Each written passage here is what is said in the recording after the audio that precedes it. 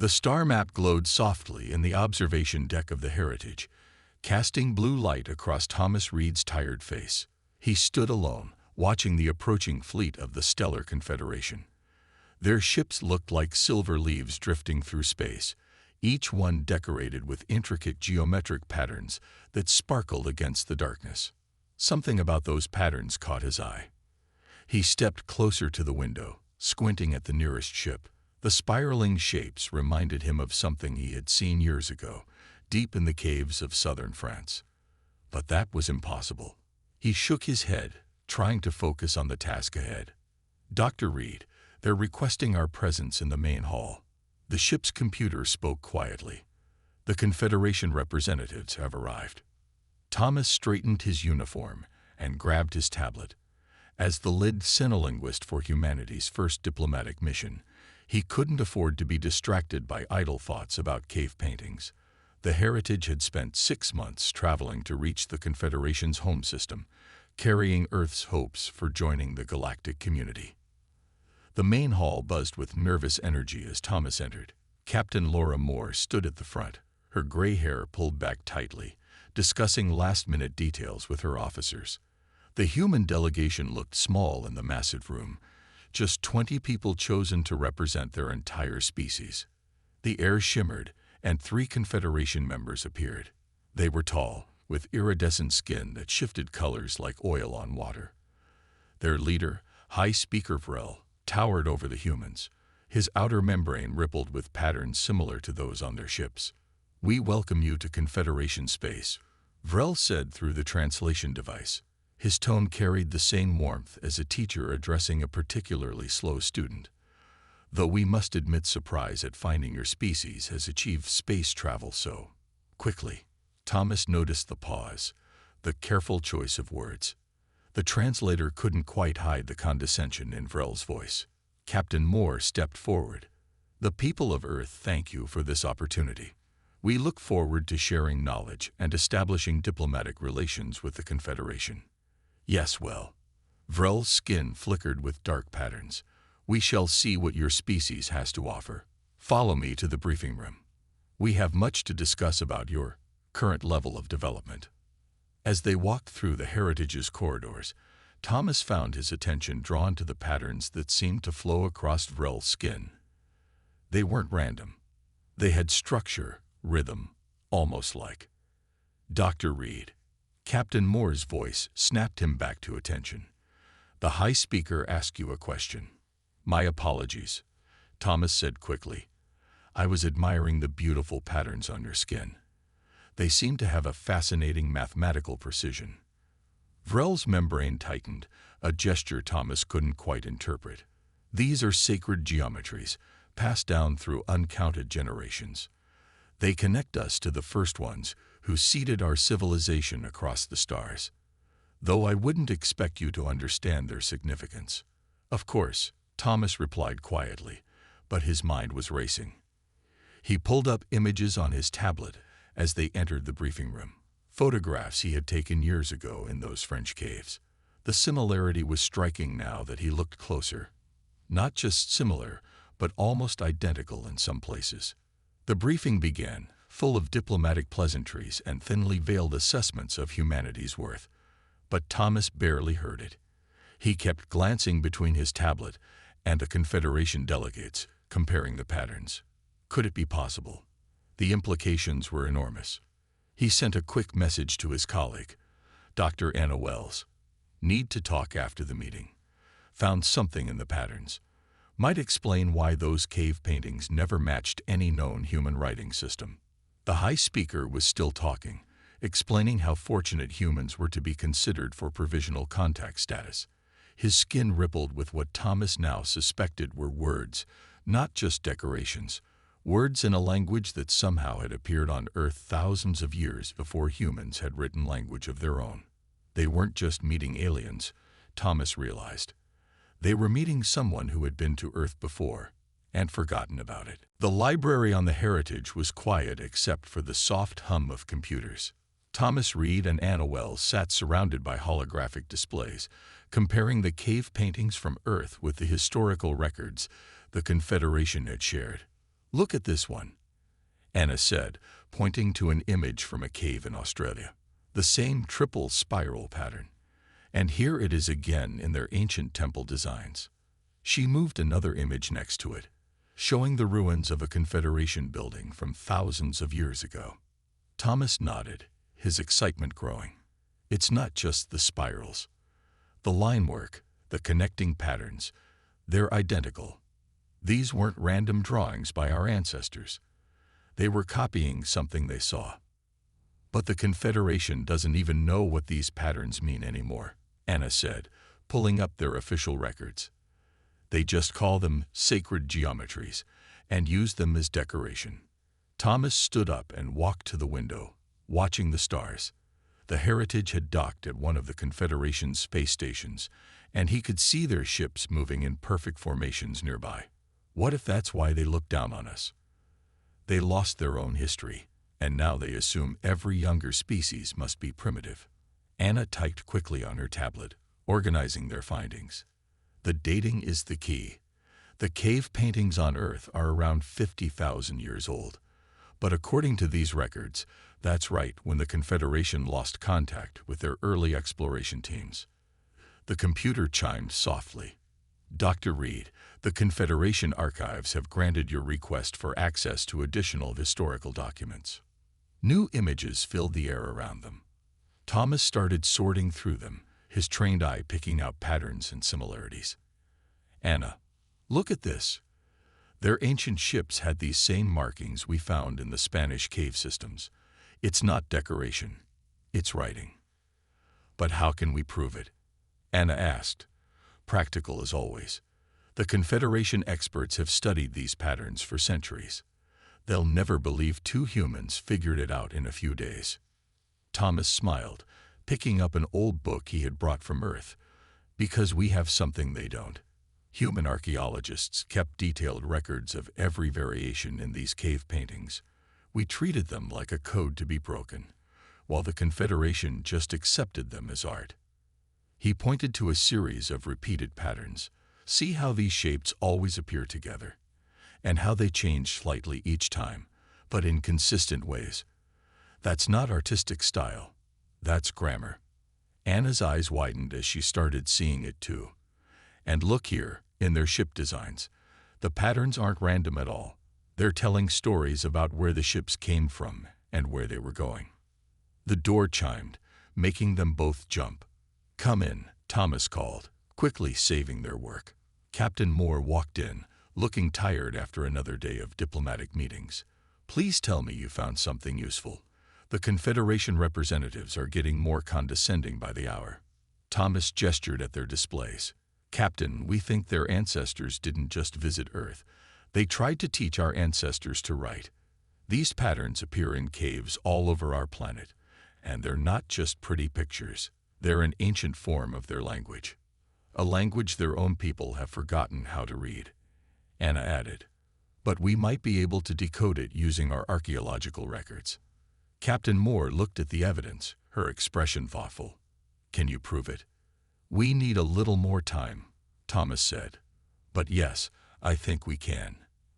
And when we do, he paused, letting the implications sink in. When we do, Anna finished, they'll have to accept that humans aren't as primitive as they think. Their ancestors thought we were worth teaching. The captain nodded slowly. Keep working. But be careful who you talk to about this. If you're right, this could change everything. And not everyone likes change. As she left, Thomas and Anna turned back to their work with renewed energy. Somewhere in these ancient patterns was a message waiting to be read, a bridge between two civilizations that had been lost for 50,000 years. They just had to find it before the Confederation's patience with humanity ran out. The screen flickered as Thomas worked late into the night. 3 weeks had passed since their initial discovery, and the Heritage's computer lab had become his second home. Empty coffee cups littered his desk while holograms danced in the air around him, showing cave paintings from 5 different continents. Computer, run the comparison again, he said, rubbing his tired eyes. Focus on the repeated segments from the Australian site. The machine hummed softly. New patterns appeared, overlaid with the geometric designs from Confederation historical records. Lines of code scrolled past as the computer looked for matches. The door slid open, and Anna rushed in. "Thomas, you need to see this." She held up her tablet, her hands shaking with excitement. "I found something in the African cave system data." Thomas turned to face her. "What is it?" "Remember how we couldn't figure out why some of the patterns were broken? Look at them with this light frequency." She adjusted the display settings, and suddenly new marks became visible in the ancient paintings. They used some kind of mineral paint that only shows up under certain conditions. The computer beeped. "Analysis complete. Match found with 94% confidence." They both stared at the results. The cave paintings weren't just copying the Confederation's patterns. They were preserving messages. Real messages, left behind by the ancient visitors. "We can read it," Thomas whispered. "Anna, we can actually read what they wrote." The first translation appeared on screen. "To those who follow, we leave this mark. Peace brought us here. Knowledge guides us forward." "It's a greeting," Anna said. "Look at the date. This message is over 50,000 years old." More translations followed as the computer applied their decoding system to other sites. The ancient language began to take shape, telling a story neither of them expected. The messages spoke of peaceful exploration, of ancient Confederation ships finding Earth and meeting early humans. They told of cultural exchange, of attempts to teach humans about stars and numbers. But they also carried warnings. Their civilization was dying, Thomas said, reading through the translations. Some kind of disaster was happening. These weren't just greeting messages. They were leaving behind a record of their existence. Anna nodded, pulling up more data. "And look at what the current Confederation teaches about that period. They call it the Great Darkness. They lost so much knowledge, even their original written language. But our ancestors preserved it," Thomas said. "In caves, in hidden places, they kept these messages safe for 50,000 years." He paused, reading another translation. "The Confederation thinks these are just ceremonial patterns now. They repeat them without understanding." The computer screen showed a recording from yesterday's diplomatic meeting. The Confederation representatives stood in their formal robes, covered in the same geometric patterns. Thomas could read them now, fragments of ancient poems and greetings, worn as decorations by people who had forgotten their meaning. "We have to tell them," Anna said. Thomas shook his head. "Not yet. Look what happens when I run a full translation of their ceremonial opening speech." He typed quickly, and the computer displayed the results. Anna's eyes widened. "Oh, that's not what they think they're saying." "No, it's not. Their formal greeting actually translates to an ancient children's poem about star navigation. They've been opening diplomatic meetings for centuries by accidentally reciting kindergarten rhymes." "They'll never believe us," Anna said. "How do we convince them?" Thomas was quiet for a moment, thinking. "We need proof that they can't deny. Something big enough that they'll have to listen." He pulled up an image of the Confederation's Grand Assembly Hall, where tomorrow's major diplomatic session would take place. "Look at the walls," he said, zooming in on the intricate patterns that covered the entire chamber. "It's not just decoration. The whole room is one giant message from their ancestors. And tomorrow, we're going to read it to them." Anna stared at the patterns, now seeing the words hidden within them. "This could change everything." "It already has," Thomas said quietly. "We just have to help them see it." The Grand Assembly Hall of the Confederation towered above them, its curved walls covered in the ancient patterns Thomas could now read like a book. The human delegation stood near the entrance, waiting to be called in for their final presentation. "Are you sure about this?" Captain Moore whispered to Thomas. Her face showed the strain of 3 months of difficult negotiations. "Trust me," Thomas replied, clutching his tablet. "Anna and I checked the translations 100 times." The massive doors swung open. Inside, thousands of Confederation representatives sat in rising tiers, their skin patterns shifting with barely hidden impatience. High Speaker Vrel stood at the central podium, his membrane glowing with formal announcement patterns. The human delegation may approach, Vrel announced, his translated voice echoing through the chamber. We will now hear their final petition for trade rights. Thomas walked forward with Captain Moore and the others. He could feel the weight of all those alien eyes watching them. The walls seemed to pulse with the ancient words only he could understand. Honored members of the Confederation, Captain Moore began, following the planned script. We come before you today. If I may, Thomas interrupted, stepping forward. Captain Moore shot him a worried look, but didn't stop him. Vrel's skin rippled with annoyance. The xenolinguist wishes to speak. Very well. Let us hear what primitive insights you wish to share. Thomas took a deep breath. He looked up at the patterns above Vrel's head. A message about unity and understanding, hidden in plain sight for centuries. Then he began to speak. But he didn't speak in modern language. Instead, his voice formed the complex tones and harmonics of the ancient Confederation tongue. The words he had learned from 50,000 years of cave paintings echoed through the chamber. To the children of the star travelers, we who kept your words return them to you now. The effect was instant. The entire assembly fell silent. Vrel's skin went completely pale. Thomas continued, his voice growing stronger as he translated the walls around them. We are the ones who came before, who touched the minds of Earth's children. We leave these words as seeds, hoping they will grow in time's garden. Impossible, Vrel whispered. But his skin patterns showed something else. Recognition. Your ancestors came to Earth in peace, Thomas said, switching back to modern speech. They taught our ancestors their language. And when disaster struck their civilization, our ancestors preserved their words. We kept them safe in caves and hidden places, waiting for the day we could return them to you. He held up his tablet, projecting images of the cave paintings alongside their translations. These are not decorative patterns. This is your original written language, the same language that covers these walls, that decorates your ships, that flows across your skin. Words your ancestors wanted you to remember. The chamber erupted in chaos. Representatives were standing, their skin patterns flashing with shock and disbelief. Some were already running scans of the walls, comparing them to Thomas's translations. You dare claim. Vrel began, but stopped as Anna stepped forward and began reading from a different section of the wall. To those who lead, she read in the ancient tongue, guide with wisdom, not pride. The youngest student may carry the oldest knowledge. One by one, Thomas and Anna translated the passages around the room. They revealed messages of peace, of unity, of the importance of learning from all species.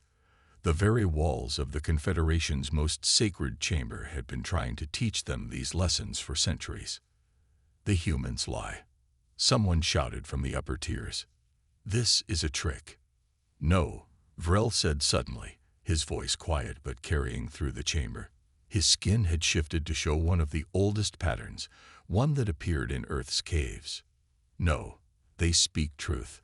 I can feel it in the words. We forgot, but they remembered. He turned to face Thomas, his patterns now showing a mix of shock and wonder. Tell me what else we forgot.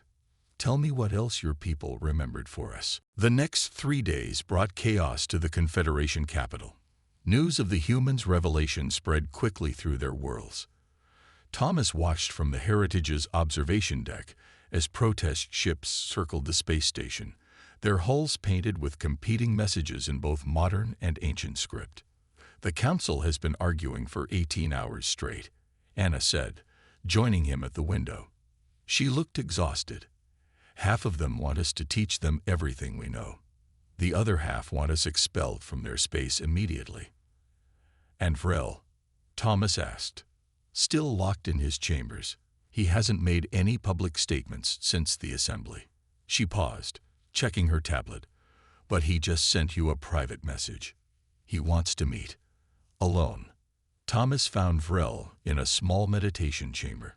The High Speaker's usual grand robes were gone, replaced by a simple covering. His skin showed patterns Thomas had never seen him use before, ones that spoke of doubt and searching. "You've caused quite a problem," Vrel said without turning around. 10,000 years of Confederation certainty, broken in a single day. "That wasn't our intent," Thomas replied. "No." Now Vrel did turn, his patterns shifting rapidly. "Then why did you do it? Why not keep our ancestors' words to yourselves?" Thomas stepped closer, reading the patterns that flickered across Vrel's membrane. Pain, confusion, and underneath it all, hope. "Because they weren't meant to be kept," Thomas said softly. "They were meant to be returned." Vrel moved to a small table and picked up an object wrapped in shimmering cloth. "This has been in my family for 40 generations," he said, unwrapping it carefully. "We thought it was just a decoration, a symbol of our lineage." It was a small disc covered in the ancient patterns. Thomas leaned closer, beginning to read. "Can you?" Vrel's voice faltered. "Can you tell me what it says?" Thomas studied the patterns carefully. "It's a letter," he said finally, "from a mother to her child. She knew she had to leave on a long exploration mission. She promised to return, but—" He paused, looking up at Vrel. "She wanted her love to be remembered even if she couldn't make it back." Vrel's membrane went completely still. "All this time," he whispered, "all this time we've been carrying their words without hearing them." His patterns shifted to show deep emotion. "But now the Preservation Society wants to destroy the evidence." "What?" Thomas straightened up. "Why?" "Because it threatens their power. They've spent centuries telling us we're the height of civilization, that all other species are beneath us. But if humans preserved our history when we could not—" Vrel's patterns showed urgent warning. "They're already moving against the Earth delegation. They've sent ships to your planet." Thomas reached for his communicator, but Vrel stopped him. "Official channels are being watched. The Society has supporters throughout the government. That's why I called you here, where we can speak privately." "We have to warn Earth," Thomas said. "How much time do we have?" "Hours, maybe less. But there's something else." Vrel's patterns shifted to show an ancient symbol Thomas recognized from the cave paintings. "There's a defense system, left by the ancestors. The Society doesn't know about it, but the instructions for activating it are hidden in plain sight. In the patterns everyone thinks are just decorative." "Like the ones on your ships?" Thomas asked, beginning to understand. Vrel's membrane rippled with confirmation. "If we can decode them in time. Will you help me? Not for the Confederation's sake, but for the truth our ancestors wanted us both to remember." Thomas looked at the disc on the table, at the mother's love letter preserved across 40 generations, at the patterns that decorated the walls, that had waited so long to be read again. "Tell me everything you know about these defense patterns," he said. "We don't have much time." The control room of the ancient defense station hummed with power for the first time in 50,000 years.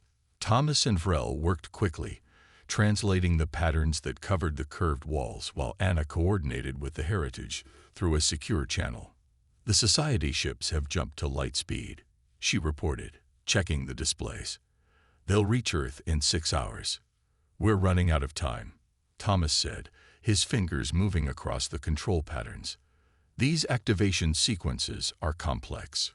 One wrong gesture and the whole system shuts down." Vrel's skin flickered with concentration as he studied a particularly dense section of text. "Our ancestors were clever. They didn't just leave instructions, they left puzzles. You need both human and Confederation knowledge to solve them." The station hung in space far from the usual trade routes, its existence forgotten by modern star charts. Only the patterns in Vrel's family disk had led them here after a desperate 2-hour flight in his personal ship. "More ships approaching," Anna warned. 6 Preservation Society vessels. They must have followed us. The station's ancient screens lit up, showing the sleek warships closing in. Thomas recognized their hull patterns now, not decorative at all, but arrogant boasts of power and superiority. "They'll try to destroy this place," Vrel said, his patterns showing grim determination. Everything that proves they're wrong about humanity, about our shared history, they'd want it all gone. A voice crackled over the station's communication system. High Speaker Vrel, your actions border on treason. Surrender the humans and remove yourself from that debris, or we will open fire. Vrel's patterns shifted to show authority and anger. This is no debris, Preservation Commander. This is our ancestors' trust, waiting for their children to grow wise enough to claim it. The humans have poisoned your mind with their lies, the commander replied. Stand down. Final warning. Thomas's hands moved faster over the control patterns, reading and activating them in sequence. Almost there. Look at how these symbols connect. It's like the cave paintings in Brazil. The same story, the same key. The first society ship fired, its energy beams splashing against the station's ancient hull. The whole structure shuddered. Shields at 60%, Anna reported. Whatever the ancestors built this place with, it's tough, but it won't last forever. Another shot rocked the station. Thomas stumbled but kept working. The wall patterns were beginning to glow, responding to his touches. Vrel, I need the final sequence. The one from your family disk. Vrel pressed his hand against the central panel, his membrane rippling with the ancient words of activation. Thomas added the human part of the code, the knowledge preserved in Earth's caves completing the circuit. Light surged through the station's patterns. On the screens, they watched as similar patterns began to glow on the society ship's hulls. The attackers' weapons went dead. What's happening to our ships? The commander demanded, fear creeping into his voice. The ancestors left safeguards. Vrel replied calmly, hidden in the very patterns you wear so proudly without understanding. They knew that one day their children might need to be reminded of the difference between pride and wisdom.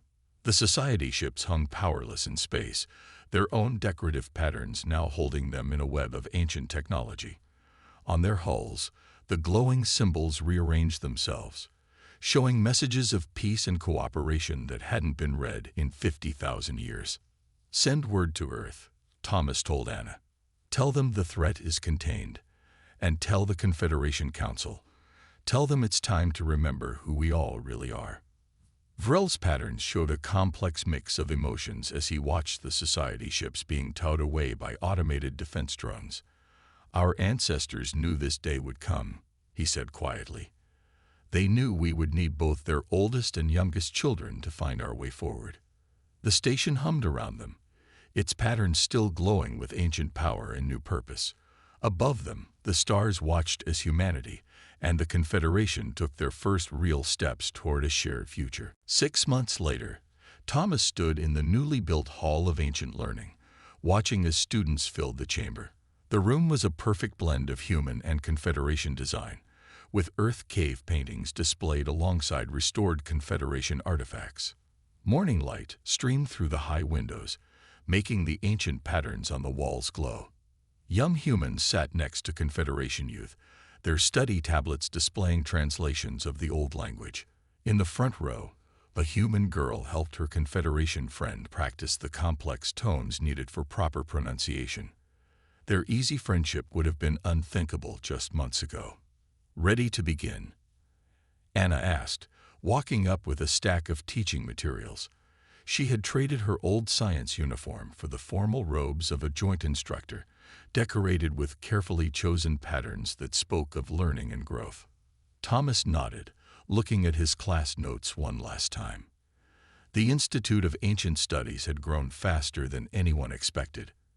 After the incident with the defense station, both Earth and the Confederation had rushed to support this new partnership. Good morning, everyone, he said, his voice carrying across the room. The students quickly settled down, their excitement visible. Today we'll be studying how our ancestors used mathematical patterns to map star systems. He brought up a hologram showing cave paintings from Australia next to star charts found in old Confederation databases.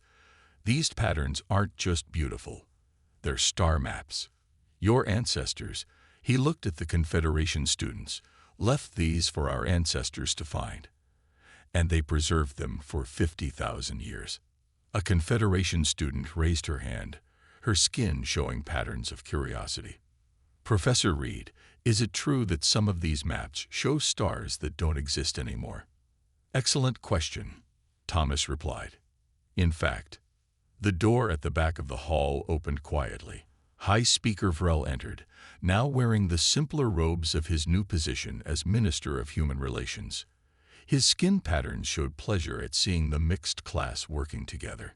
Thomas continued teaching as Vrel found a seat at the back.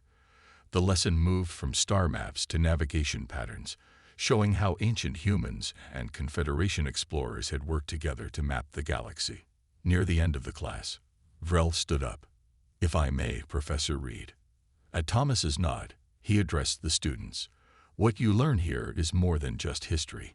It is proof that wisdom can sleep for 50,000 years and still wake up when it is needed."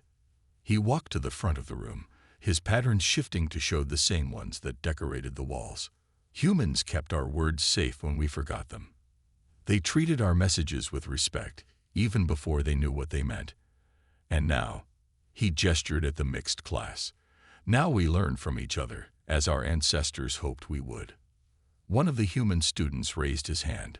"Sir, what happens when we finish translating all the ancient messages?" Vrel's patterns showed amusement. "Young one, we haven't even started. There are more cave paintings being discovered on Earth every month. Our old colonies are full of forgotten patterns waiting to be read. The ancestors left their knowledge scattered across 1,000 worlds, knowing that only by working together could we find it all." The class ended, and students filed out, still talking excitedly about the lesson. Thomas watched them go, remembering how different things had been just 6 months ago. "Hard to believe they used to scoff at us," Anna said, collecting her teaching materials. "The younger ones never really did," Thomas replied. "They were just taught to. Now they're learning something better." Vrel joined them, his patterns showing contentment. "The ancient defense station sent us a new message this morning. More patterns, activated by the season change." "More work for us then," Thomas said with a smile. "More bridges to build," Vrel corrected, his patterns shifting to show the symbol for hope. "The ancestors knew that wisdom is like the stars. It shines brightest when we look up at it together." Outside the hall's windows, ships from Earth and the Confederation moved together through the morning sky, their hulls now carrying patterns that both peoples could read. Messages of peace, of learning, of a future that their ancestors had dreamed of 50,000 years ago.